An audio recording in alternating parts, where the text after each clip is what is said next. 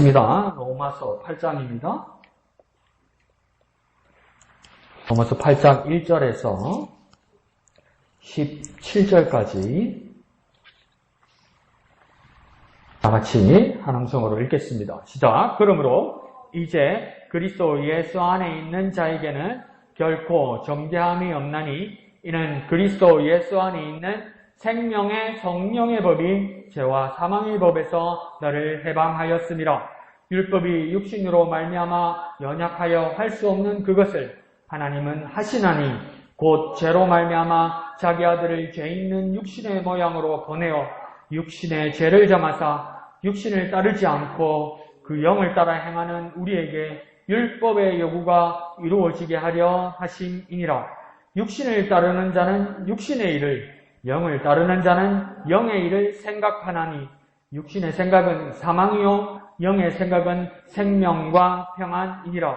육신의 생각은 하나님과 원수가 되나니 이는 하나님의 법에 굴복하지 아니할 뿐 아니라 할 수도 없음이라. 육신에 있는 자들은 하나님을 기쁘시게 할 수 없느니라. 만일 너희 속에 하나님이 영이 거하시면 너희가 육신에 있지 아니하고 영에 있나니 누구든지 그리스도의 영이 없으면 그리스도의 사람이 아니라. 또 그리스도께서 너희 안에 계시면 몸은 죄로 말미암아 죽은 것이나 영은 의로 말미암아 살아있는 것이니라. 예수를 죽은 자 가운데서 살리신 이의 영이 너희 안에 거하시면 그리스도 예수를 죽은 자 가운데서 살리신 이가 너희 안에서 거하시는 그 영으로 말미암아 너희 죽을 몸도 살리시리라. 그러므로 형제들아 우리가 빚진 자로 돼 육신에게 져서 육신대로 살 것이 아니니라. 너희가 육신대로 살면 반드시 죽을 것이로되 영으로서 몸의 행실을 죽이면 살리니 무릇 하나님의 영으로 인도함을 받는 사람은 하나님의 아들이라. 너희는 다시 무서워하는 종의 영을 받지 아니하고 양자의 영을 받았으므로 우리가 아빠 아버지라고 부르짖느니라. 성령이 친히 우리 영과 더불어 우리가 하나님의 자녀인 것을 증언하시나니 자녀이면 또한 상속자 곧 하나님의 상속자요 그리스도와 함께한 상속자니 우리가 그와 함께 영광을 받기 위하여 고난도 함께 받아야 할 것이니라. 아멘. 자, 그 유명한 로마서 8장을 보게 됩니다. 어떻게 로마서의 16장을 다 구구절절히 다 진리 되신 말씀이지만 단 하나를 가장 절정으로 보자 하면 저와 여러분이 다 동의하는 것처럼 로마서 8장이 그 로마서의 가장 절정을 이루고 주제의식이 있는 말씀이 로마서 8장 전체라고 할 수 있습니다. 그런데 오늘 본문 1절에서 17절까지 보면 우리가 큐티가 어떤 사람들은 비판하는 사람도 있고 개인적이고 주관적이라서 잘못 성경을 해석할 수 있다고 비판하는 사람도 있지만 우리는 수년 동안 큐티에 오면서 부작용보다는 뭡니까? 은혜로운 시간들이 더 많았죠. 그러면 우리가 큐티를 하면서 개인적으로 하나님 우리에게 개인인 나에게 주시는 그 큐티의 깨달음의 말씀이 있단 말이에요. 묵상의 말씀이 있단 말이에요. 그런데 우리가 다 같이 읽으면서 그리고 오늘 1절부터 17절까지 읽으면서도 입에 자꾸 착착 걸리면서 반복되는 게 뭐냐면 여러 가지 수식어가 있지만 1절부터 17절까지 영이란 말이 엄청 반복됩니다. 하나님의 영, 그리스도의 영, 살리는 영, 성령, 우리 영 안에 영이란 말이 영의 종류들이 엄청 반복됩니다. 그러니까 목사님께서 아주 뭡니까? 깔끔하게 아주 정확하게 목사님께서 정리해 주셨을 때 이 여러 가지 영들, 심지어 내 속에 있는 영까지도 나의 영까지도 뭐가 가장 딱 연결하면 딱 맞다고 그랬습니까? 성령이라고 그랬죠. 그러니까 지금 1절에서 17절까지 우리에게 가장 중요한 것을 반복되면서 제 입에 걸리는 건 뭐냐면 여러 가지 모양으로서 수식어가 돋는 하나님의 영, 그리스도의 영, 거룩한 영, 살리는 영 그러면서 그 말씀들이 나에게 무엇으로 저에게는 지금 오냐면 성령. 그 성령이 우리 안에 거하셔야 뭔가 해결점이 생기고 성령, 그 성령이 실질적으로 내 안에 계셔야 우리가 해방이 되고 자유가 되고 구원이 되고 믿음이 산다 이 말이에요. 그럼 목사님 좋은 말이다 이게 아니고요. 나에게 성령께서 그 여러 모양으로, 여러 능력으로, 여러 모양으로 오시는 그 성령이 내 안에 거하셔야 된다는 거예요, 내 안에. 그러니까 우리 교회 강목사 한 데서 성령께서 역사하셨으니까 그 옆에 묻어 있으면 성령, 아니, 그 성령 말고요. 내 안에 거하시는 성령. 내 안에 거하시는 성령. 그러니까 뭡니까? 내 안에 거하시는 성령을 저와 여러분이 뭐 해야 됩니까? 확인하셔야 돼요, 확인. 뭐 네가 있으면 나도 있겠지. 그렇게 하면 안 돼요. 정말 내 안에 계신 성령을 확인해야 되는 그런 작업들이 보입니다. 그래서 그러니까 저는 개인적으로 성령을 여러 모양으로 말씀하시는구나 그 부분을 알 수 있습니다. 그래서 로마서 8장은 여러분이 잘 알고 계시는 것처럼 로마서의 절정을 이루는 것이고 워낙 내용들이 꼼꼼하고 또 주옥 같고 그래서 전에 제안 드렸듯이 8장을 천천히 이전에 읽던 것보다 조금 더 천천히 따라가면서 읽으면 많은 것을 발견합니다. 다시 무슨 말이냐면 속도를 조금만 늦춰보란 말이죠. 속도를 조금 늦춰보면서 뭐냐면 펜을 들어서 줄을 치기 시작하라는 겁니다. 따라 읽으면서 첫 줄부터 마지막 줄까지 줄을 다 치라는 겁니다. 내게 포인트 오는 걸 줄 치는 거 말고요. 저 분명히 그렇게 말씀 안 드렸어요. 1절부터 마지막 줄까지 다 줄을 치면서 거기서 내게 은혜가 되고 거기에서 내가 주님이 주시는 말씀을 뭡니까? 별표를 치든지 당구장 표시를 넣든지 동그라미를 치든지 체크 표시를 하는 거예요. 그러면 8장은 여러분 몇 번 읽어보면서 이렇게 줄을 치고 체크하다 보면 어려운 말은 없어요. 내용들이 워낙 많다 보니까 내 기억에 남지 않아요. 워낙 많다 보니까. 그러면 기억에 남지 않는다는 건 뭘 증명하는 거냐면 한 번 정도밖에 안 읽어봤다는 겁니다. 그러니까 천천히 읽고 그 다음 그러니까 눈으로만 읽는다는 거는요. 볼펜 들기 싫고 눈으로만 읽는 건 무슨 말이냐면 죄송합니다. 게을러서 그래요. 숟가락 드는 게 귀찮을 때가 있다고 그러잖아요. 어떤 사람들이. 그러니까 이 말씀 보고 책 읽고 성경 볼 때도 뭡니까? 귀찮으면 볼펜 들기 귀찮아요. 그래서 그러니까 팔짱 끼고 봐요. 팔짱 끼고. 저도 책 보다가 처음에는 막 열의를 가지고 막 책을 보다가 막 시간이 지나면 막 졸리고 피곤하거든요. 그럼 진짜 볼펜 들기 싫어요. 펜 들기 싫어. 그러면 그러니까 팔짱 끼고 봐요. 팔짱 끼고. 그러고 나면 아무것도 안 남습니다. 그러니까 로마서 8장은 특별한 해설은 필요 없어요. 사실은. 그 말씀하신 그대로 천천히 따라가면 돼요. 그 대신 성실하게 여러 번 천천히 속도를 조금 더 늦춰가면서 전체를 줄을 치면서 그러면 또 우리 선물 받았잖아요. 이번 그 색깔 볼펜 거기다가 여러 색깔로 줄도 치고 표시도 하고 그러면 그걸 다 하고 나서 내 본문을 보면 얼마나 뿌듯하고 얼마나 감사한데요. 그 배너를 만든 영화 감독처럼 주요 정녕 내가 이걸 했단 말입니까? 이러면서 얼마나 뿌듯하고 얼마나 감사한데요. 해보세요. 해본 사람하고 안 해본 사람하고 차이 많이 나요. 정말 차이 많이 나요. 알았어. 언젠간 하겠지. 그러지 말고 진짜 해보세요. 차이 많이 나요.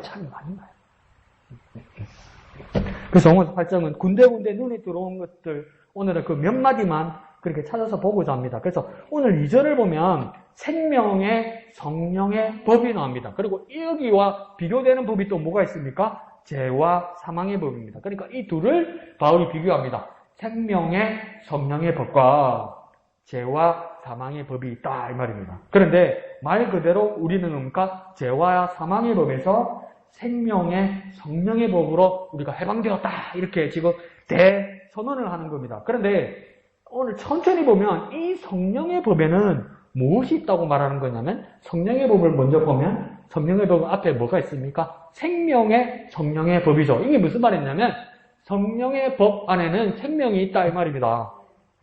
그러니까 우리가 왜 성령이 중요하냐? 우리가 왜 성령의 충만이 중요하냐? 우리가 육신의 삶이 아니고 왜 영의 삶 성령이 중요하냐? 오늘 2절에서는 정확하게 말하는 겁니다. 왜 성령이 중요하고 왜 그 성령의 법이 중요하냐? 그 안에 생명이 있기 때문이에요. 생명이 있기 때문에. 아침에 새 때 왜 밥 드십니까? 먹고 살라고. 왜 일하러 나갑니까? 먹고 살 거 벌라고. 왜 병원 갑니까? 안 죽으려고. 살라고. 그러면 성령의 법은 왜 있는 겁니까? 그 안에 생명이 있기 때문이에요. 우리에게 성령이 간절하고 우리가 성령을 간절히 바라고 우리가 성령이 충만해야 되는 이유가 무엇입니까? 그 안에 생명이 있기 때문이에요. 성령의 법이 왜 우리에게 절박하고 절실합니까? 살라고요. 내 영혼이 살라고요. 왜 유별나게 이렇게 예수 믿으면 됐지. 성령 뭐 이상한 거 그렇게 이야기했었고 너네들은 뭐 그게 또 충만까지 해야 된다고 말하냐. 살라고요. 살아야 되면요. 성령의 법이 있어야 되는 거예요. 왜요? 성령의 법 안에 생명이 있기 때문에요. 그러면 성령은 뭡니까? 있어도 그만, 없어도 그만이 아니고 뭡니까? 절대적으로 우리에게 계셔야 되는 법이란 말이에요. 그러니까 정말 우리가 절박하고 절실하게 확인해야 되는 건 뭡니까? 내 안에 성령의 법, 곧 그 안에 생명이 있는 성령의 법이 계신 것을 확인해야만 하는 겁니다. 그런데 그것이 왜 그렇습니까? 죄와의 사망의 법에서 우리를 해방하는 것이기 때문입니다. 성령의 법에는 생명이 있어. 더 쉽게 말해볼까요? 생명이 있다는 법은 뭔 말입니까? 성령의 법은 살리는 법이다 이 말이에요. 살리는 법이다 이 말이에요. 살리는 법. 아무리 시켜도 안 되고 아무리 가르쳐도 안 되고 목사님이 운동할 때는 우리가 잘 했는데 이제 느슨하게 풀어드리니까 뭐랍니까? 좋아도 죽겠다. 힘들어도 죽겠다. 깜짝 놀라도 죽겠다. 자꾸 또 이거 시작되죠. 왜 사람들 입에서 좋아도 나빠도 싫어도 놀라도 왜 죽을 뻔했다, 죽겠다 이런 말이 됩니까? 죽는 게 두려워요. 죽는 게 사람은. 근데 살아야 되는 거 아니에요. 살리는 게 있어야 되는 거 아니에요. 그건요 오직 성령의 법 안에밖에 없다 이 말이에요. 근데 그대로 두면 무엇이 우리를 지배하고 있었다고 말하는 겁니까? 죄와 사망의 법이 그랬다는 거예요. 그 죄와 사망의 법은 어떤 법입니까? 살리는 법이 아니라 쉽게 말해서 죽이는 법이다 이 말입니다. 죽이는 법. 성령의 법은 살리는 법이고 죄와 사망의 법은요 죽이는 법이라는 거예요. 그 죽이는 법 안에 지배되어 있던 우리가 성령의 법으로 살리는 법 안에 들어가게 되었다는 겁니다. 그러면 자, 생명의 성령의 법을 발견했어요. 그러면 생명의 성령의 법은 어디에 있는 겁니까? 도대체 어디 있습니까? 그럼 목사님 이때까지 말했잖아요. 내 안에. 그 말이 맞는데 우리 큐티 하잖아요. 큐티는 뭘로 하는 겁니까? 성경 말씀으로 하잖아요. 하나님 말씀으로 하잖아요. 그것도 내 머리는 내 기억이 나나 남한테 들은 걸로 하는 게 아니라 직접 말씀을 보면서 꼭꼭 손으로 눌러가면서 줄치면서 하는 거잖아요. 그러면 생명의 성령의 법은 도대체 어디 있는 겁니까? 목사님 말한 대로 내 기억으로 내가 옛날에 알고 있던 것으로 해서 내 속에 있구나. 그렇게 말하지 말고 생명의 성령의 법은 어디 있습니까? 성경에 보면 있어요. 1절에 보면 있어요. 어디 있다고 해야 합니까? 예수 안에 있다잖아요. 그 큐티 방법이 쉬워요. 목사님은 큐티를 어렵게 가르치고 큐티가 어려워요. 이런데 왜 어려운지 아세요? 눈을 딴 데 대고 있으니까 그럴 거예요. 바로 앞에 있잖아요. 바로 앞에. 생명의 성령의 법 바로 앞에 어디 있다 합니까? 생명의 성령의 법 어디 있다 합니까? 예수 안에 있다고 이야기하는 거예요. 예수 안에. 멀리 있는 것이 아니고요. 어떤 감을 잡아 있는 게 아니고요. 저 기도원의 산에 나무 뿌리 밑에 있는 게 아니고요. 내가 목이 가고 목이 쉬고 목이 터지면 있는 것이 그게 생명의 성령의 법이 아니고요. 그보다 더 뭡니까? 예수 안에 있단 말이에요. 예수 안에. 어떤 다른 곳에 있는 것이 아니고 인간의 의지나 노력에 있는 것이 아니고 누구에게 어떤 해법이 있는 것도 아니고 누구에게 특별한 방법이 있어서 생명의 성령의 법을 특별하게 받을 수 있는 것이 아니고 용한 누구에게 찾아가면 생명의 성령의 법을 특별하게 받을 수 있는 것이 아니고 헌금을 많이 하거나 내 많은 것을 드리면 그 공로로 내가 받을 수 있는 것이 생명의 성령의 법이 아니고 오직 생명의 성령의 법은 그리스도 예수 안에 있다 이 말입니다. 그럼 더 쉽게 말하면 나는 어떻게 살아야 하느냐? 예수 안에 거하면 성령의 법에 있어서 생명을 얻는다. 이렇게 정리가 되는 거예요. 그냥 차례대로 따라가면 되죠. 그죠? 본문이 있는 대로, 그죠? 본문을 차례대로 줄을 치면 되는 거 아니에요. 예수 안에 가면 성령의 법에 있어서 생명을 얻는다. 이거 누구 지어내는 말이 아니잖아요. 성경에 있는 그대로 보는 거잖아요. 이거 특별히 사실은 해설이 따로 필요 없는 겁니다. 그러니까 예수 안에 가면 그 안에 그 안에 성령의 법이 있어서 생명을 얻게 된다. 이 말입니다. 그러면 죄와 사망의 법에서 나는 해방되어서 더 이상 나를 정죄하지 못한다. 이게 1절, 2절의 말씀이에요. 이거 완전 피크고 완전 절정이죠. 그럼 우리가 다시 한번 정리해 볼 거예요. 무슨 말이냐면 예수 안에 거하면 그 안에 성령의 법이 있어서 생명을 얻는다. 그러면 우리가 큐티에서 줄치는 법을 빨간 볼펜으로나 안 그러면 별표로 어디에다가 별표 치면 될까요? 예수에다 별표 치고요. 성령에다 별표 치고요. 생명에다 별표 치는 거예요. 어디에다가요? 예수에다 치고요. 성령에다 치고요. 생명에다 치는 거예요. 그럼 말 만들면 어떻게 됩니까? 예수 안에 거하면 성령의 법에 있어서 생명을 얻는다 이 말이에요. 그 원칙을 말해주는 거예요. 한번 해볼까요? 예수 안에 거하면 성령의 법이 있어서 생명을 얻는다. 예수 안에 거하면 성령의 법이 있어서 생명을 얻는다. 우리가 예수 안에 거하면 그 안에 성령의 법이 있어서 그 성령의 법에 의해서 우리는 생명을 얻는다 이 말이에요. 그러면 죄와 사망의 법에서 우리는 완전히 해방된다, 자유된다 이 말이죠. 자, 그래서 3절과 4절을 조금 쉽게 같이 보면 3절에 시작할 때 주어는 무엇이었습니까? 율법이 이렇게 하는 거예요. 율법이 뭘 해주기를 바랬어요. 근데 4절 끝에 보면 뭐라고 돼 있느냐면 율법의 요구가 이루어지게 하려 함이라 이러잖아요. 근데 이 말이 이루어지게 하려 함이라 했으니까 이루어졌다는 말이냐 하면 이루어지지 못했다 이 말입니다. 그러니까 3절은 율법에 대해서 무엇을 기대를 했는데 4절 끝에 보면 율법의 요구가 이루어지게 하려고 했는데 그러니까 율법의 요구가 이루어지지 못했다 이 말입니다. 그러니까 율법의 요구를 이루어지지 못했다 이겁니까? 3절에서 4절의 결론입니다. 율법이 있는데 이건 선한 것인데 근데 율법 그 자체가 율법의 요구를 이루지 못했다. 그러면 어떻게 해야 되느냐? 3절 중간에 그 말이 있죠. 율법은 율법의 요구를 이루지 못하는데 3절 중간에 가면 율법의 요구를 누가 이루시느냐? 하나님이 하신다 이 말이에요. 하나님이 뭘 하신다는 겁니까? 율법의 요구를 이루신다는 거예요. 어떻게 율법의 요구를 이루신다고 상세하게 말하고 있습니까? 자기 아들을 육신의 모양으로 보낸다는 말입니다. 자기 아들을 왜 육신의 모양으로 보냈느냐? 뭐라고 말합니까? 그 아들의 육신입니까? 죄를 정하게 했단 말입니다. 그 아들의 몸에다가 육신이 있게 하고 그 육신의 죄를 정하게 해서 어떻게 했다고 이야기합니까? 율법의 요구를 이루셨다 이 말이에요. 심판하고 정죄하겠다는 건데 근데 누굴 대상으로 세웠다는 겁니까? 하나님의 아들이. 그럼 누가 하신 겁니까? 하나님이 하셨다는 겁니다. 그러면 율법의 요구는 뭡니까? 가운데 나와있죠? 정죄하고 심판하고 생명을 빼앗는 형벌을 하는 겁니다.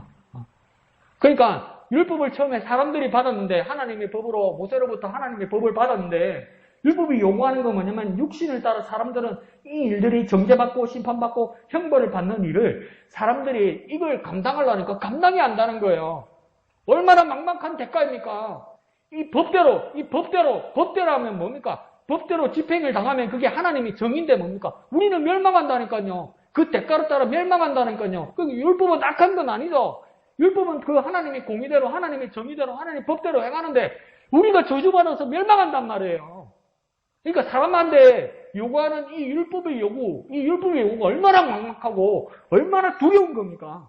그러니까 사람은 율법의 요구를 이룰 수가 없다는 겁니다. 율법을 보면 사람이 진심으로 느낄 수 있는 건 뭐냐면 할 수가 없구나. 아, 절망이구나. 이렇게 느낄 수 있다는 겁니다. 그런데 뭡니까? 3절에서 정확하게 말합니다. 사람이 그렇게 절망을 느끼는 동안 뭐라고 합니까? 하나님은 하시나니. 사람이 막막하고 두려워하고 절망 가운데 있을 때 사람 아무리 능력이 있고 아무리 지혜가 있고 아무리 배경이 있는 사람이 내가 한번 해보지 내가 어떻게 해보지 이런데 다 판판이 지더라는 거예요.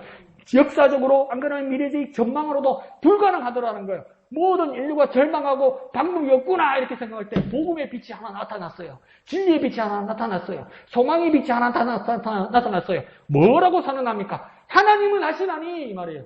이 말은 뭡니까? 사람이 할 수 없는데 하나님은 하시나니 이 말이에요.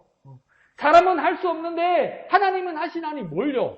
이때까지 뭘 이야기한 거죠? 율법의 요구를요. 율법의 요구를 사람에게 요구했는데 사람은 할 수 없는데 하나님은 하시나니 이걸 다시 우리가 바꿔서 말하면 뭐랄까요? 하나님만 하신단 말이에요. 하나님만 하신다는 거. 여러 명 하는 것 중에 여러 가능성들 중에 하나님은 하신다. 이렇게 생각하면 안 되고요. 여러 방법들과 여러 것들로 시도해보고 여러 전망들을 가지고 있는데 다 불가능하고 다 판판이 실패했는데 하나님만 하신다 이 말이에요. 그러니까 하실 수 있는 분은 누구밖에 없다는 거 뭡니까? 하나님만 있다 이 말이에요. 하나님만. 목사님이요. 여러분 성경 문제지 시험지 어렵다 그러는데 요번에 채점하다 보니까 한 사람 빼고 싹 다 틀린 문제가 하나 있어요. 여러분이 너무 성경을 깊이 생각하고 좋은 작용이 한데 또 부작용도 있더라고요. 그러니까 목사님 성경 문제가 이제 전에보다는 난이도가 높아지니까 이게 깊은 뜻이 있을 거야. 성경을 상세히 읽어야 되는 거야. 이렇게 된 거예요, 여러분이. 그래서 아주 꼼꼼하게 읽으세요. 그래서 구석구석을 살펴보더라고요. 그러다가 틀렸어요, 여러분. 보기들 중에 1, 2, 3, 4에서 막 여러 성경에 여러 인물이 나오다가 4번까지 했는데 3번에서 하나님이란 그 보기가 있었어요. 그러니까 여러분의 마음에 벌써 선입견이 있는 거예요. 이리 쉬운 답은 하나님은 아니지. 이리 된 거예요. 그래서 하나님은 다 제껴난 거예요, 여러분. 그래서 이 예언을 하나님께서 누구에게 하시는데 옛날에 예레미야를 통해서도 저 일본 예레미야에다가 쳐놨더라고요. 근데 목사님이 문제에 뭐라고 여러분에게 사실은 쉽게 해놨냐면 하신 분은 누구신가 일어났어요. 그럼 우리가 분이라 하는 분은 누구밖에 없어요? 하나님밖에 없어요. 예레미야를 분이라고 했겠어요? 뭐 다윗 왕을 분이라고 했겠어요? 근데 여러분이 너무 어렵게 생각해가지고 다 틀렸어. 싹 다 틀렸어. 딱 한 사람만 맞았어. 신기하네. 이 미스테리야. 예수 그리스도는 혼자 맞았어. 야, 그러니까 여러분에게 원래는 힌트를 주신 거예요, 목사님이. 한 사람은 누구인가, 한 이는 누구인가, 보통 그렇게 문제가 나오거든요. 근데 하신 분은 누구인가 이래 돼 있어요. 근데 여러분은 그러니까 하나님 너무 쉬운 답인 거예요. 무슨 그러니까 다른 사람을 찾았던 거죠. 근데 여기서도 뭐냐면 사람들이 뭘 할 수 있다고 기대한단 말이에요. 사람의 노력이나 공로나 무엇을 하면 할 수 있다고 생각한단 말이에요. 여러 가지 방법들이 있다고 생각한단 말이에요. 그래서 여러 가지 시도들도 해본단 말이에요. 그런데 오늘 바울은 뭐냐면 하나님은 하시나니 이걸 우리에게 더 정확하게 말하면 뭡니까? 하나님만 하신다는 거예요. 사람은 하신다고 안 하겠죠. 사람은 한다고 했겠죠. 하나님만 하신다는 겁니다. 하나님만. 그러니까 하나님만 예수를 통해 하신다는 겁니다. 뭐요? 율법의 요구를. 이 막막한 율법의 요구를, 이 절망적인 율법의 요구를, 이 두렵기 그지없는 이 막막한 율법의 요구를 그 어떤 방법으로도 불가능했는데 뭡니까? 하나님만 예수를 통해서 하신단 말이에요. 그러니 우리가 우리 구원과 우리의 생명을 위해서는 누굴 바라보아야 됩니까? 예수를 보내신 하나님을 바라봐야 되는 거예요. 하나님만 바라봐야 되는 거예요. 하나님만 바라봐야 되는 거예요. 그게 구원이 있는 것이죠. 그 우리에게 어떤 선언이 있어야 되겠습니까? 하나님만 예수를 통해 하신다. 이 막막한 율법의 요구를, 이 두려운 이 율법의 요구를, 정말 내게 오지 않았으면 하는 이 율법의 두려운 요구를, 이 지옥 같은 율법의 요구를 하나님만 예수를 통해 하신다. 그 믿음이 우리에게 서야만 합니다. 그래야 우리에게 생명이 있고 구원이 있는 겁니다. 한번 해볼까요? 하나님만 예수를 통해 하신다. 하나님만 예수를 통해 하신다. 이게 복음입니다. 이게 생명입니다. 이를 통해서 우리가 구원을 얻는 겁니다. 하나님만 예수를 통해 하시는 겁니다. 그래서 사절 중반절에 그걸 뭐라 합니다. 그것이 영의 원리이고 영을 따라 행하는 것이다. 이렇게 말합니다. 그러니까 하나님만 예수를 통해 하는 것이고 하나님만 예수를 통해 하시는 것을 사절 중반절에서 뭐라고 하냐면 이것이 영의 원리이다. 이것이 영을 따라하는 믿음이다. 이렇게 말하는 거예요. 영의 원리가 뭐냐? 영의 원리가 뭐냐? 이럴 때 뭡니까? 하나님을 바라봐야 영의 원리가 풀리기 시작하고 하나님을 바라봐야 바른 대답이 나오는 겁니다. 영적인 게 뭐냐? 영인 게 뭐냐? 이러면 우리를 막 뜬구름 잡습니다. 꿈결을 헤맵니다. 이상한 소리가 들리고 막 헛개비를 봐야 막 영이라고 생각합니다. 아니요. 그리스도인에게 영적인 모습은 뭡니까? 하나님을 바라봐야 됩니다. 하나님. 목사님 말씀하시겠죠. 하나님은 영이시기 때문에 하나님만 예수를 통해 하신다는 것을 알고 있고 믿고 있고 그 하나님만을 바라볼 때 그것이 영의 원리가 되고 영을 따라 행하는 믿음이 되는 것입니다. 자, 5절 6절을 보면 몇 주 전에 담임 목사님께서 가르쳐 주신 내용입니다. 영적인 사람과 육신의 사람이 어떻게 갈리느냐 말입니다. 그러면 영적인 사람은 어떤 사람이고 육신의 사람은 어떤 사람이냐? 먼저 5절에 육신을 따르는 자는 육신의 일을, 그 다음요 영을 따르는 자는 영의 일을 한다 이 말입니다. 그러니까 우리는 또 이렇게 생각하면 육신은 육신, 영은 영 이렇게 말하는 겁니까? 그것도 맞죠. 육신 쓰고 영 이렇게 써도 돼요. 육신에다가 화살표하고 육신, 영, 화살표하고 영 이렇게 돼요. 그러면 화살표에다가 뭘 써야 되겠습니까? 따르는 자 이렇게 돼요. 우리가 영적인 사람이 된다면 영의 일을 따르는 자가 돼야, 영의 일을 쫓는 자가 돼야, 영의 일을 추구하는 자가 돼야 영적인 사람이 된다는 겁니다. 근데 가만히 내버려두면 사람은 그대로 있는 것이 아니라 육신의 일을 따르는 자가 되고 육신의 일을 추구하는 자가 되고 육신의 일을 욕망하는 자가 된단 말이에요. 근데 우리는 어떻게 됩니까? 영의 일을 따르는 자, 영의 일을 쫓는 자, 영의 일을 추구하는 자가 되면 영적인 사람이 된다는 겁니다. 그러니까 무엇을 목적으로 하고 무엇을 펴들어하고 무엇을 쫓느냐에 따라 이 사람들입니까? 육신의 사람과 영의 사람이 갈린다 이 말입니다. 그러면 우리는 어떻게 살아야 합니까? 영을 따르면, 영을 쫓으면, 영을 펴들어하고 영을 목적으로 하면 우리는 영의 일을 한다는 겁니다. 그러니까 더 쉽게 말하면 우리의 관심이 어디에 가 있어야 됩니까? 우리가 추구하는 것이 무엇이 되어야 됩니까? 우리가 걸어가는 길이 뭐가 되어야 됩니까? 우리가 하는 말들이 뭐가 되어야 됩니까? 우리의 소원들이 뭐가 되어야 됩니까? 영의 일들이 다 그렇게 되어야 되는 거예요. 영의 일. 영의 일. 그것을 추구해야 영적인 사람이 되는 거예요. 그런데 우리는 뭐합니까? 영적인 것이 되려면 뭐 해야 돼? 어떤 사람이 되면 우리 옛날에 뭐 배웠습니까? 부흥회 가야 돼요? 기도원 가야 돼요? 나무 뿌리 뽑아와야 돼요? 그걸 비하하는 건 아닌데 그렇게 나무 뿌리를 뽑을 정도로 기도하고 또 잘 인도하고 은혜롭게 해주는 부흥 강사를 찾아가는 거 그게 다 중요하지만 그것들이 다 추구하는 것들이 무엇이 되어야 되는 겁니까? 영의 일을 추구하고 영의 일을 바라봐야 되는 거예요. 부흥회 가서 기도원 가서 내 사업 잘 되는 거, 내 공부 잘 되는 거, 내 막힌 거 잘 풀리는 거 그걸 추구한다면 뭘 추구하는 겁니까? 육신의 일을 쫓는 거잖아요. 부흥회 갔어도 기도원 갔어도 육신의 일을 쫓는 거잖아요. 그럼 육신의 사람이 되는 거예요. 그 안에서. 그러니까 거기서 그러니까 영의 일을 쫓는 자가 되어야만 한다는 겁니다. 자, 그러면 여기서 이 영이 무슨 영인지 어떤 영인지 추측이 됩니까? 목사님 아주 중요하게 말씀하셨죠. 이 영이라는 게 어떤 영을 말하는 겁니까? 거룩한 영을 말하겠죠. 거룩한 영이면 뭘 말하는 것이겠습니까? 성령을 말하는 겁니다. 아무 영이나 따라서 어떻게 영적인 사람이 되겠습니까? 하나님의 영을 따라야 신령하고 경건하고 거룩한 영의 사람이 되는 것이죠. 그래 어떤 사람이 되어야 되는 겁니까? 성령을 보고 성령을 따라 성령을 쫓는 사람이 돼야 영적인 사람이 되는 겁니다. 그래서 16절에도 그렇게 말씀하시죠. 오늘 보면 성령이 친히 우리 영과 더불어 우리가 하나님의 자녀인 것을 증언하시니 이러죠. 그래서 성령이 있고 우리 영이 따로 있는 것처럼 말하지만 따로 있어서 분리해야 된다고 말하는 것이 아니라 성령이 친히 우리 영과 더불어 이렇게 말하는 겁니까? 성령이 우리와 같이 계신다 이 말이에요. 분리되지 않고 떠나지 아니하신단 말이에요. 그리고 우리가 하나님의 자녀인 것을 친히 말씀해 주신다고 이야기하잖아요. 이와 더불어 오늘 본문을 따라서 영적인 사람이 된다는 사람은 무엇입니까? 성령을 보고 성령을 따르고 성령을 쫓는 사람이 되어야 영적인 사람이 된다는 거예요. 그래서 전에 목사님 말씀하실 때도 뭐라고 했습니까? 영이 예민한 사람하고 영이 건강한 사람하고는 다르다고 그랬잖아요. 그러니까 영이 예민하면 어떤 사람도 영이 예민합니까? 저 무당들도 영이 예민한 거예요. 그래서 정신분열적으로 고통을 받는 사람들 있잖아요. 그 사람들도 영이 예민한 거예요.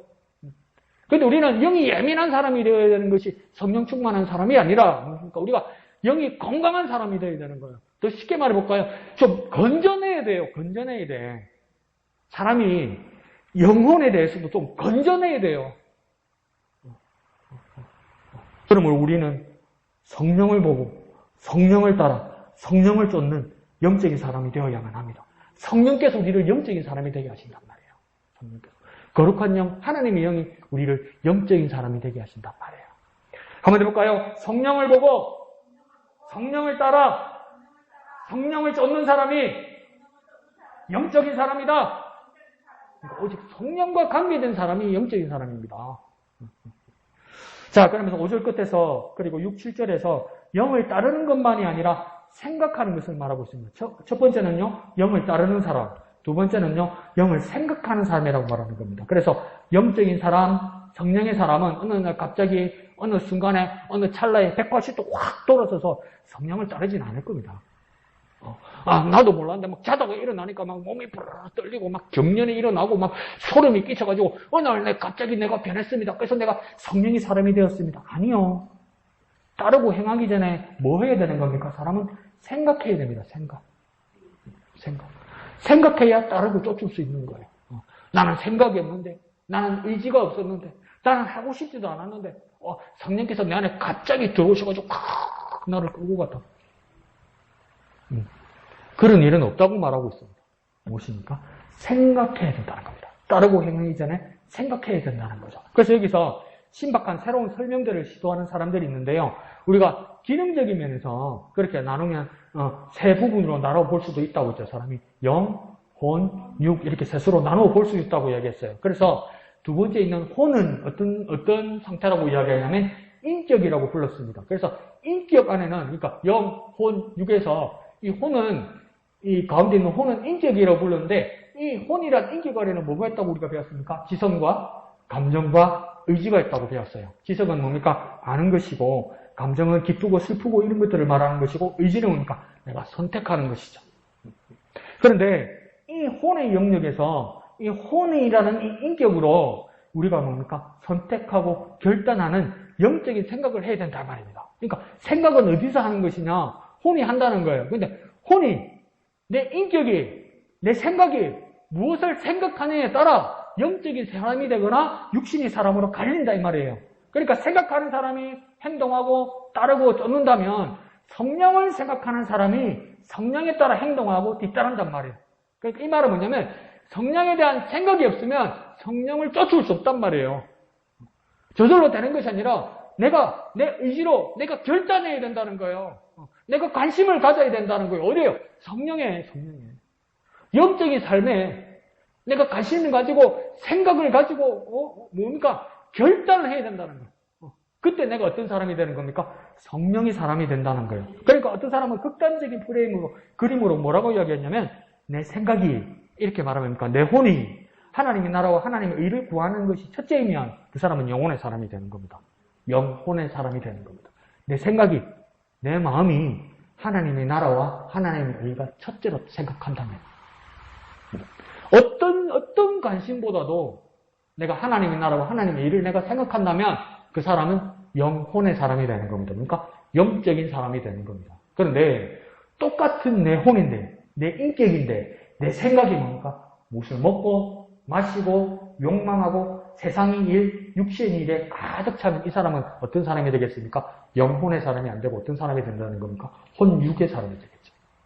더 쉽게 말하면 육신의 사람이 된다는 거예요. 성령의 사람이 될 수 없다는 거예요. 그러니까 내가 무엇을 생각하느냐에 따라 갈린다는 거예요. 내가 무엇을 생각하고 무엇을 결단하고 내가 무엇하기로 마음을 먹느냐에 따라 내가 영혼의 사람이 되느냐 육신의 사람이 되느냐 이렇게 갈려버린다는 겁니다. 무엇을 생각하는가? 무엇을 따라가고 있는가? 여기 따라가니까 나는 영혼의 사람인가? 육신의 사람인가? 영적인 사람인가? 성령의 사람인가? 아니면 세상의 사람인가? 이렇게 갈린다는 거예요.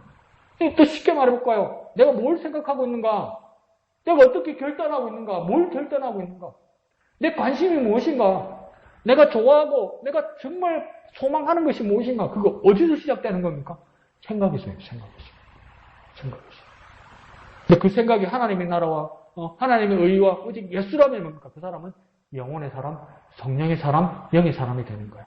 근데 교회 와서도 기도하는 내용, 예배하는 목적, 그 모든 것이 바깥 세상과 육신의 일과 먹고 마시는 것과 세상의 염려와 모든 것에 그게 다 쌓여 있으면 그 사람은 뭡니까? 교회 안에 예배의 자리에 와 있어도 그 말의 내용이 다 그렇게 있어도 뭡니까? 육신의 사람이 되는 거예요. 육신의 사람. 그리고 우리 어떻게 살아야 되겠습니까? 성령의 일을 생각해야 되고 성령의 일을 따라야 되고 그래서 영혼의 사람이 되어야 되고 영적인 사람이 되어야 됩니다. 그러면 뭡니까? 먼저 바로 생각하고 바로 따라야 되는 거예요. 바로 생각하고 바로 따르는 방법은 뭡니까? 성령의 일을 생각하고 성령의 일을 따르는 거예요. 그때 뭡니까? 영혼의 사람, 영적인 사람이 되는 거예요. 우리 지킬 만한 것보다 네 마음을 지키라. 생명의 권능이 여기서 남이니라 이랬잖아요. 그러니까 내 마음은 누가 지키는 겁니까? 내가 지켜야 돼요. 내가 결단해야 된단 말이에요. 생각을요. 내가 생각해야 돼요. 내가 하나님 것을 생각할 것인가 세상을 생각할 것인가.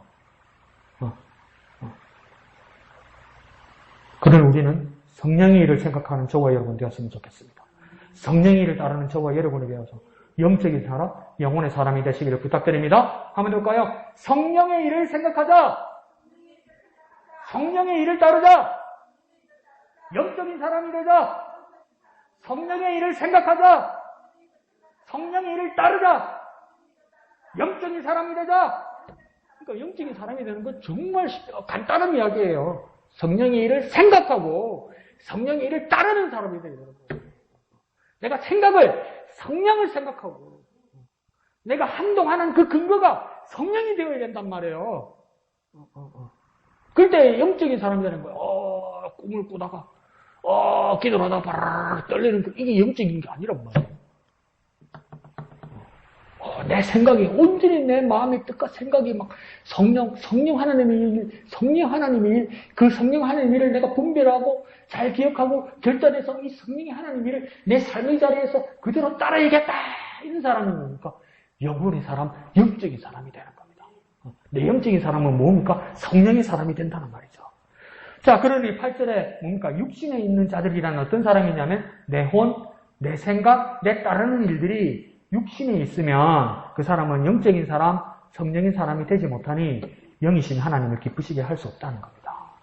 육신에 있는 자들은 하나님을 기쁘시게 할 수 없습니다. 왜 하나님을 기쁘시게 할 수 없습니까? 영이신 하나님을 기쁘시게 할 수 없어요. 왜요? 육신의 일을 가지고 어떻게 영의 일을 기쁘게 하겠습니까? 하나님은 영이신데요. 하나님을 기쁘시게 하려면 영이신 하나님이기 때문에 우리는 어떻게 돼야 됩니까? 영적인 사람이 돼야 돼요. 나 주님의 기쁨 되기 원하네 이러면요. 내가 주님의 기쁨이 되기 위해서는 뭡니까? 내가 영적인 일을 해야 돼요. 내 영적인 일을 하기 위해서는 뭡니까? 내 생각이 영적인 생각에 가 있어야 되고 영적인 일을 따라야 돼요. 그러면 영적인 일이라는 게 뭐냔 말이에요. 막연하게 생각하지 말고 지난주에 목사님 간단하게 말씀하신 것처럼 성령이란 말이에요. 성령 하나님 일을 생각하란 말이에요. 성령 하나님 일이 뭡니까? 그러면 하루 종일 생각하고 하루 종일 기도하라고요. 하루 종일 마음을 쓰라고요. 성령의 일, 성령의 생각, 거룩하신 하나님의 영의 일이 무엇입니까? 내가 그 일을 하겠습니다. 그렇게 사모하시라고요. 그렇게 해요. 그러니까 오직 성령을 생각하고 오직 성령으로 살아가려고 하는 사람입니까? 그 사람이 성령의 사람, 영적인 사람, 하나님을 기쁘시게 하는 사람이에요. 왜? 하나님을 기쁘시게 하는 방법은 하나밖에 없어요. 왜? 그분은 영이기 때문에 성령으로 하지 않고는 영이신 하나님을 기쁘시게 할 수 없단 말이에요. 그러니 육신의 생각, 심지어 혼육의 사람, 영이신 하나님, 그런 사람은 하나님을 기쁘시게 할 수 없습니다. 왜 그렇습니까? 영이신 하나님과 관계 맺을 수도 없고요. 소통도 할 수 없어요. 육신의 사람이니까 육신의 일을 가지고 있는데 영이신 하나님과 교통이 안 되잖아요. 영을 쫓는 사람은 영을 따라하고 육신을 쫓는 사람은 육신의 일을 한다면서요. 그럼 하나님은 영이시고 하나님은 영이신 일을 하는 하나님이니까 내가 어떤 사람이 되게 됩니까? 영적인 사람이 돼야 영이신 하나님과 소통하고 관계를 맺을 거 아닙니까? 그래야 뭐 기도인가 뭔가 할 거 아닙니까? 그래야 예배가 될 거 아닙니까? 왜요? 하나님은 영이시니까. 그래서 우리가 어떻게 예배해야 됩니까? 성령으로 예배해야 되고 성령으로 기도해야 되고 성령으로 살아야 되는 거예요. 그래야 우리가 기도가 되고 하나님과 소통이 됩니다. 왜요? 그런 영이신 하나님이기 때문이죠. 자, 9절에서 10절까지를 좀 거칠게 말하면 뭐냐면 9절에 보면 너희 속에 하나님의 영이 거하시면 이렇게 돼 있잖아요. 그래서 영에 대해서 말할 때 9절 처음에서 하나님의 영에 대해서 말씀하고 있습니다. 그리고 9절 끝에 가면 뭡니까? 그리스도의 영에 대해서 또 말하고 있습니다. 10절에 올라가면 이 그리스도는 누구냐면 부활하신 그리스도를 말해요. 그러면 이 부활하신 그리스도는 10절 끝에 뭐랍니까? 영은 의로 말미암아 살아나는 것이라고 이야기했잖아요. 그 살아나게 하신 하나님 그리스도를 살아나게 하신 영을 말하는 거예요. 그 영은 누구입니까? 성령을 말하는 거예요. 그리스도를 살리신 성령을 말하는 거예요. 그러면 9절에서 10절까지 어떤 영들이 나오냐면 하나님의 영, 그리스도의 영, 그리스도를 살리신 성령이 나오는 거예요. 그러면 하나님의 영이 거하시면 우리는 어떤 자리에 들어간다고 이야기합니까? 영이 있다고 얘기했잖아요. 영적인 자리에 들어간단 말이에요. 하나님의 영이 우리에게 거하시면 영적인 자리에 들어가는 거예요. 그리고 그리스도의 영이 있으면 우리는 어떤 사람이 되겠습니까? 그리스도의 사람이 되는 거예요. 여기는 거꾸로 돼 있죠, 그죠? 누구든지 그리스도의 영이 없으면 그리스도의 사람이 아니라 이렇게 돼 있잖아요. 그럼 반대로 말하면 우리 누구든지 그리스도의 영이 있으면 그 사람은요, 그리스도의 사람이 되는 거예요. 우리가 진정한 그리스도의 사람, 그리스도인이 되려면 우리에게 무엇이 있어야 된다고 정확하게 찍어서 말하고 있습니까? 그리스도의 영이 있어야 된대요. 그리스도의 영이 없으면요, 그리스도인 아니에요. 내가 입으로 내거나 말로, 믿는다. 그러면 천국 간다는데, 요즘요, 예수 믿는 사람들이, 예수 믿는 사람인가? 교회 나오는 사람이 괜찮아요. 건전해요. 그렇게 주일 예배도 잘하고, 뭐 잘해요. 근데 이야기 가만히 들어보면요, 확신도 있어요. 하나님 나라 간다는 확신도 있어요. 근데 삶을 나누면서 이야기하다 보면요, 뭔가 이상해. 왜 뭔가 이상한가 이렇게 생각했더니 세상도 잘 살고 죽어서 천국 가는 티켓 따는 게 뭡니까? 구원이라고 생각한단 말이에요. 이게 맞나요? 오늘 9절 하반절에서는 뭐라고 이야기했냐면 그리스도의 영이 없으면 그리스도의 사람이 아니에요. 그러면 뭡니까? 진정한 그리스도인이라면 그리스도의 영이 있어야 돼요. 그리고 10절 상반절에서 말할 때는 무엇입니까? 그 성령이 있어야 뭡니까? 살아나는 자가 된단 말이에요. 성령이 있어야 뭡니까? 그리스도처럼, 부활하신 그리스도처럼 부활한 우리가 된단 말이에요. 성령이 죽은 그리스도를 살리신 것처럼 우리에게도 뭡니까? 그 성령이 우리에게 계셔야 뭡니까? 우리도 부활한 몸의 신령한 사람이 된단 말이에요. 그러니 오늘 세 가지를 뭘 말하는 겁니까? 하나님의 영, 그리스도의 영, 성령을 말하는 겁니다. 그러면 영적인 사람은 어떤 사람이냐? 하나님의 영이 거하시고 그리스도의 영이 있고 성령으로 사는 사람이에요. 세 가지를 말했으니까 하나님의 영, 그리스도의 영, 성령. 그러면 이 세 가지를 왜 이렇게까지 말씀하셨냐? 영적인 사람이 무엇이냐 이걸 말하기 위해서 그런 거예요. 영적인 사람은 어떤 사람이냐? 첫 번째 하나님의 영이 거하시고 두 번째는요 그리스도의 영이 있고 세 번째는요 성령으로 사는 사람이에요. 이런 사람은 어떤 사람입니까? 영적인 사람입니다. 이것들이 우리에게 확인되어야만 하는 것이죠. 그래서 11절에서는 부가에서 더 설명하고 있습니다. 11절에서 뭐라고 이야기하냐면 예수를 죽은 자 가운데서 살리신 이의 영이, 그러니까 이 영이 먼저 하신 일은 무엇이냐면 예수에게 먼저 어떤 일을 했다는 거예요. 예수에게 어떤 일을 했다고 이야기합니까? 예수가 먼저 죽었단 말이에요. 죽었어요. 근데 그 죽은 예수를 뭡니까? 살렸단 말이에요. 그러니까 예수만 죽었던 건 아닌 것 같아요. 예수가 죽은 날에도 여러 사람들이 죽었고 예수가 죽기 전에 여러 사람이 죽었고 그러니까 예수의 무덤을 안 차니까 그 동네 공동묘지에 여러 사람들이 죽어가지고 이전에 죽었던 사람, 최근에 죽었던 사람, 같이 죽었던 사람 막 디스케이트라는 거예요. 그러니까 예수 외에도 여러 사람들이 죽었다는 거예요. 그 가운데서 성령은 누굴 지정했다는 겁니까? 하나님의 아들 예수를 지정해서 뭐 했다고 이야기하는 겁니까? 살렸단 말이에요. 근데 그 살리신 영이 있단 말이에요. 그 예수를 살리신 영이 이제 어떤 일을 한다고 이야기합니까? 또한 너희 안에 거하시면. 이 말은 뭡니까? 또한 우리 그리스도인 안에 거하시면 우리도 어떻게 된다고 합니까? 예수처럼 우리 몸도 살리신다. 많은 사람들이 죽고 다 죽고 그 안에 예수도 죽었는데 그 영이 특별히 그 하나님의 아들 예수만 살렸단 말이에요. 근데 그 살렸던 그 영이 예수를 살린 일로 그 일을 끝내지 아니하고 그 살리신 영이 우리 그리스도인 안에 다시 들어오시면 예수처럼 똑같이 우리 몸도 살리신단 말이에요. 왜요? 그분은 살리시는 영이니까. 살리시는 영은 예수 안에 들어가도 그 예수를 살리고 살리시는 영은 우리에게 들어와도 우리도 살린다 이 말이에요.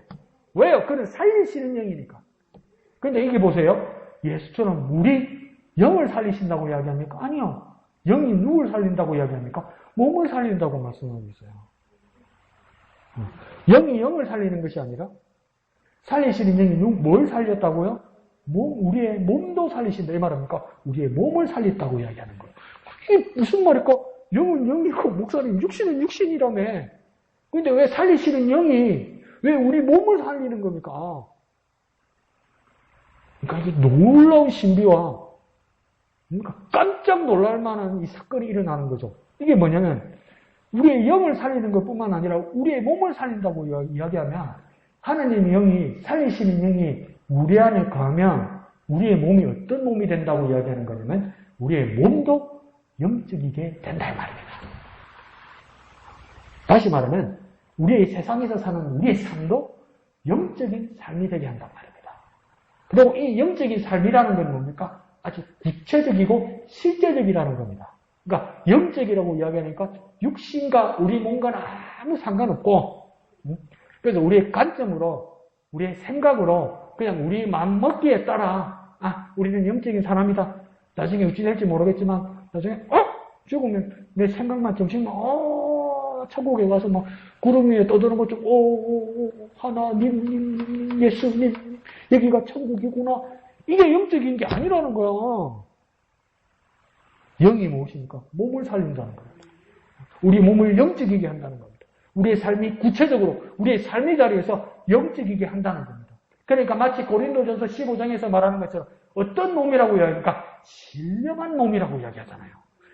거기도 신령한 영혼이라고 이야기 안 했어요. 근데 신령하다는 뜻은 사실은 무엇입니까? 영에 이끌린다는 거거든요. 근데 몸이 영에 이끌린다는 거예요. 몸이 성령에 이끌린다는 거예요. 그러니까 우리의 영적인 삶은 뭡니까? 우리의 삶이, 우리의 몸이, 우리의 생각이, 우리의 몸과 마음이 뭡니까? 성령에 이끌리는 삶이 된다는 거예요. 그래서 그게 뭡니까? 신령한 몸이 된다는 거예요. 이 신령한 몸은 첫 번째 누구에게 일어났습니까? 예수의 부활하신 몸과 우리가 같이 된단 말입니다. 그러니까 이걸 어떻게 말할까요? 신령한 몸, 영적인 몸이 있다 이 말입니다. 근데 예수를 살리신 그 영이 우리에게 오면 우리는 그러니까 영적인 몸이 된다는 거, 이게 어폐가 있는 말이잖아요. 영은 영이고 몸은 몸인데 영적인 몸이 된다고 이야기하는 거예요. 그러니까 이건 우리가 이 세상에서 영적인 삶을 살 수 있다는 겁니다. 세상에서 영적인 삶을 살 수 있다는 겁니다. 내가 여기서 지금 숨을 쉬면서 여기에서 만지고 여기서 걸어다니면서 그다음에 누구를 만나면서 내가 영적인 사람이 될 수 있다고 말하는 겁니다. 내가 죽어서 정신만 막연한 그 무엇이 하나님 나라에 가는 것 그것만이 영적이 있다고 말하는 것이 아니라 내가 몸으로 사는 이 세상에서 영적인 모습으로 살아갈 수 있다고 이야기하는 거예요. 그래서 뭡니까? 영적인 몸, 영적인 삶 이렇게 말하는 거예요. 그래서 성령으로 신령한 몸, 영적인 삶을 살게 된다는 거예요. 언제 어디서 살게 된다는 겁니까? 여기 이 세상에서 시작돼야 된다는 거예요. 여기 이 세상에서. 그러니까 로스의 부인의 마음이 이해가 가는 거예요. 이 세상에서 영적인 삶을 살아내지 못하고 영적인 삶을 경험하지 못하고 신령한 몸에 대해서 확신이 없다 보니까 그러니까 옮겨준다고 그랬잖아요. 소돔과 고모라가 멸망하는 곳에서 옮겨준다고 이야기했잖아요.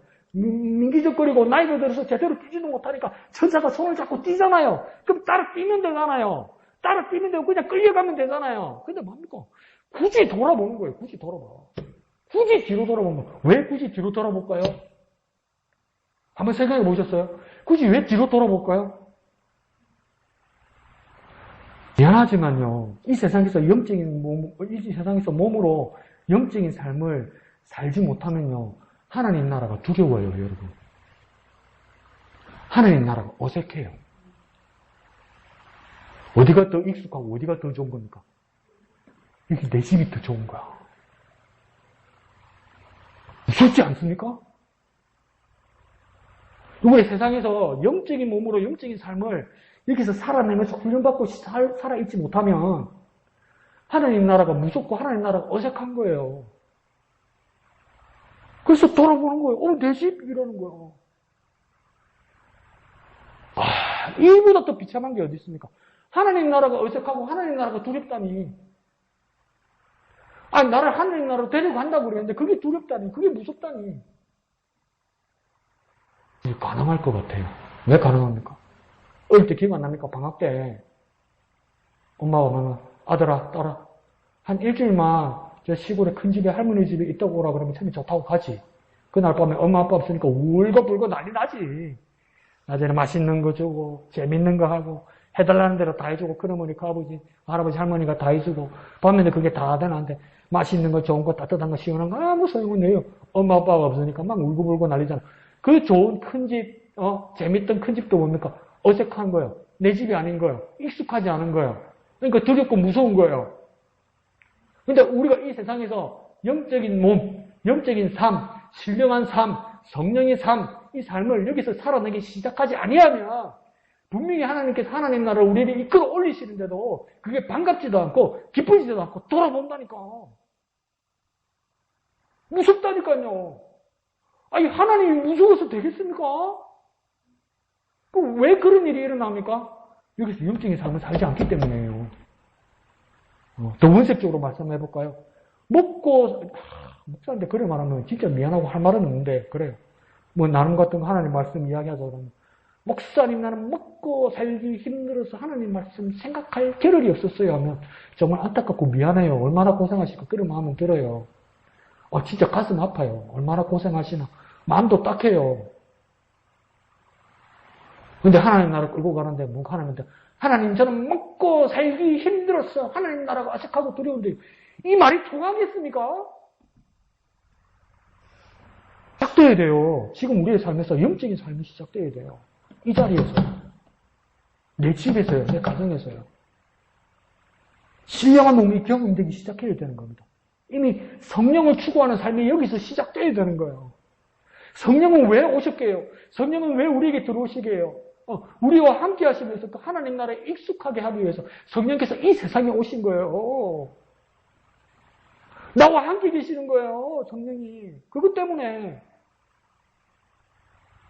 천국 뒷개받는다고 그냥 사는 인간들 다 나가고 다 떨어진단 말이에요. 다 탈락한단 말이에요. 그냥 내버려 두면. 예수 천당 불신족 그럼 천국 갈 것 같죠? 안 돼요. 가만 내버려 두면 다 판판이 넘어지고 다 유혹당하고 다 미혹당하고 다 실패하고 다 낙오하고 다 심판받아요. 그렇게 되지 않으려고 성령께서 내 안에 와서 가셔서 날 지키신단 말이에요. 그럼 우리가 신령한 몸, 신령한 삶으로 우리가 얼마나 성령을 추구하며 살아야 되겠습니까? 얼마나, 쉽게 말해볼게요. 얼마나 성령을 생각하며 살아야 됩니까, 여러분? 먹고 사는 거 중요하죠. 먹고 사는 거 떨어지면 두렵죠. 저도 두려워요. 근데 그보다도 더 우리가 추구해야 될 것은 뭡니까? 성령의 삶, 성령의 모습, 성령께서 추구하시고 성령께서 인도하시는 삶을 지금 여기서 추구하고 여기서 익숙해져야 된다고요. 그러면서 12절로부터 겉면의 말씀, 영적인 삶의 지침을 제시하고 있습니다. 뭐라고 하니까 12절에 뭐라고 되겠습니까? 그러므로 형제들아 우리가 빚진 죄로다 육신에게 져서 육신대로 살 것이 아니니라 이렇게 말하잖아요. 이것도 원식적으로 우리가 한번 정리해 볼까요? 육신대로 살면 안 된다 이 말입니다. 이 세상에서요 육신대로 살면 안 된다 이 말입니다. 13절에서 뭐라고 이야기합니까? 너희가 육신대로 살면 반드시 죽을 거로다. 이거 12절 13절 연결하면 무슨 말입니까? 육신대로 살면 누구 죽는다 이 말이에요. 세상살이에 매몰돼가지고 세상하고 똑같이 살고 먹고 사는 일에 급급하고 그것 때문에 잔인해지고 그것 때문에 냉정해지고 그것 때문에 영적인 생각을 생각하지 않고 성령을 생각할 겨를이 없으면 지금 바울은 뭐라고 하냐면 니네들 다 죽어 이 말이에요. 오징어 게임 대사처럼 이대로는 다 죽어 이 말이에요. 성령이 없는 삶, 세상 일에 급급해 있는 삶 이대로는 다 죽어 이 말이에요. 12절에 육신대로 살면 안 돼. 왜 살면 안 되는 줄 알아? 그렇게 하면 13절에 다 죽어 이 말이에요. 그럼 어떻게 살아야 됩니까? 13절 하반절에 어떻게 살아라고 이야기합니까? 영으로서 몸의 행실을 죽이면 살리니 이렇게 말해요. 그러면 도저히 어떻게 사는 겁니까? 첫 번째는요. 영으로서 몸의 행실을 죽이는 방법의 첫 번째는 뭐냐면 우리가 성령을 따라 성령의 생각으로 사는 것이 첫 번째 조건입니다. 성령을 따라서 성령의 생각으로 사는 겁니다. 이 세상을 사는데요. 이 세상이나 발 붙이고 사는데요. 우리 첫 번째가 뭐가 되어야 되냐면 성령을 따라서 성령의 생각으로 사는 겁니다. 성령을 따라서 성령으로 생각으로 사는 것이 첫 번째입니다. 두 번째는 뭡니까? 몸의 행실, 육신의 욕망을 어떻게 죽이느냐. 몸의 행실, 육신의 욕망을 어떻게 죽이면 됩니까? 그것은 뭡니까? 영으로서 곧 성령의 인도함으로 세상의 일들을, 몸의 행실들을, 육신의 생각들을 극복하는 겁니다. 더 쉽게 말해볼까요? 성령으로 극복할 수 있어요. 이 모든 일들은 어떻게 가능합니까? 성령으로 극복할 수 있다고요. 내 의지, 내 노력, 내 헌신, 내 공로, 이거는 다 실패하고요. 누구의 이거는 도저히 안 되고요. 뭡니까? 성령의 인도함으로 극복한다는 겁니다. 그러면요, 산다 이 말이에요. 그러니까 어떻게 살아야 된다는 겁니까? 그 한마디로 바꾸면요, 성령으로 산다 이 말이에요.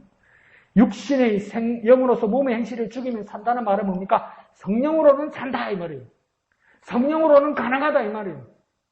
그러니까 사는 법은 뭡니까? 성령을 따라 성령의 인도로 성령을 생각하고 그 성령의 자치를 쫓아 사는 것, 그게 사는 법이란 말이에요.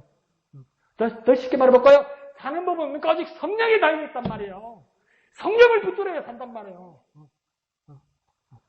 사는 법은 성령이란 말입니다. 사는 법은 성령. 한번 해볼까요? 사는 법은 성령이다.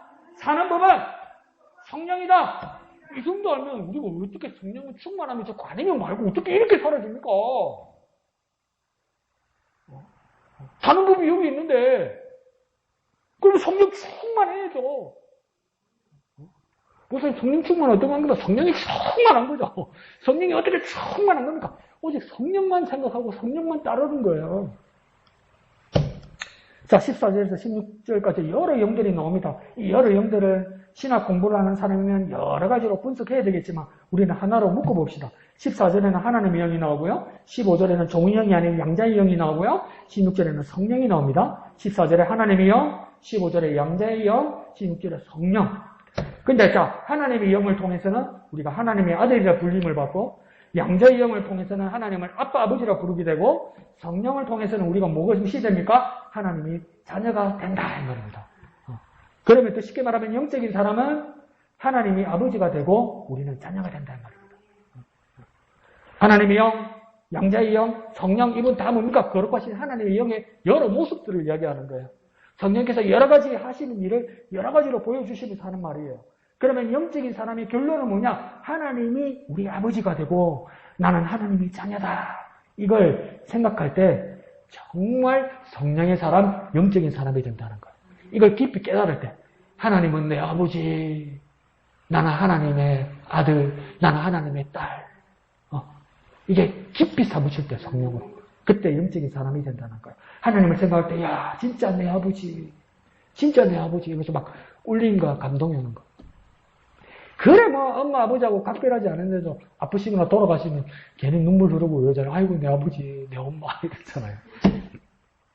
근데 진짜 우리가 성령의 감동을 받아서 하나님을 생각할 때 야 하나님이 내 진짜 아버지, 내가 하나님의 딸이야, 내가 하나님의 아들이야 이렇게 생각할 때 그 사람이 영적인 사람이 된다는 거예요. 그래서 15절에서는 종의 영이 아닌 양자의 영을 받아서 하나님을 아빠 아버지라고 부른다고 이야기했잖아요. 이전에는 우리가 종의 영을 받았단 말이죠. 근데 이제는 우리 양자의 영을 받았단 말이죠. 그럼 하나님이 날 안 낳았다는 뜻이네. 근데 하나님이 날 안 낳았어. 그냥 니네 네 아들 해라, 네 딸 해라 해서 양자의 영을 받다. 그것 한국 유교 모양에서 말하는 양자이고요.